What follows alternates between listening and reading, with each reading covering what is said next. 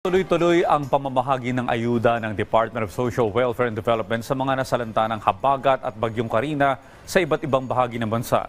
Nanawagan naman ang kagawaran sa mga nais mag-volunteer sa pagre-repack ng family food packs. Si Soo Jin Kim sa detalye. Mahigit 300,000 food packs na ang naipamahagi ng Department of Social Welfare and Development sa National Capital Region, Central Luzon, Calabarzon, Mimaropa at Bicol regions. Maging sa Bangsamoro Autonomous Region in Muslim Mindanao o BARM na naapektuhan sa pananalasa ng bagyong Karina at habagat. Ang DSWD ay nagpahatid ng mga 200,000 na mga family food packs. Mahigit 30,000 in transit, yan po ay direct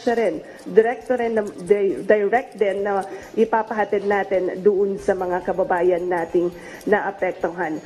Naglalaman ang bawat family food pack ng 6 na kilong bigas, 10 delata at 1 pack ng choco drink. Ayon sa DSWD, bawat food pack ay tatagal ng 2 hanggang 3 araw sa 5 miyembrong pamilya.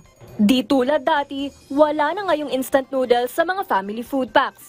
We would like to take this opportunity to assure the public na ang DSWD po ay handa.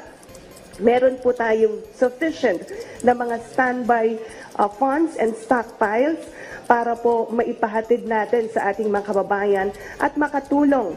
Tinitiyak ding mare-replenish ng DSWD ang food packs hindi lang para sa mga biktima ng bagyo, gayon din sa posibleng kalamidad o sakuna. Tuloy-tuloy ang pagbabundle ng family food packs at non-food items. Lalo't puspusan ang koordinasyon ng DSWD sa mga retailer upang mapabilis ang procurement ng relief items. With a whole of nation, a whole of society approach, natitiyak po natin na mas mapinalakas, mas pinagtibay ang supply chain management ng ating ahensya.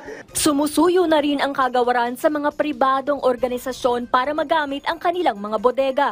Mas magiging madali ang pagpapahatid natin ng tulong because strategically prepositioned yung mga goods sa mga areas.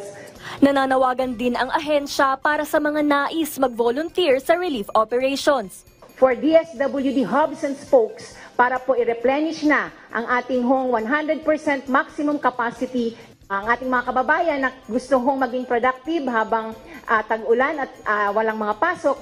Tinitiyak naman ng DSWD na sa susunod na linggo, ibibida ng kagawaran ang kanilang programa para sa pagpapasama ng ready-to-eat food items sa family food packs. Soo Jin Kim para sa Pambansang TV sa Bagong Pilipinas.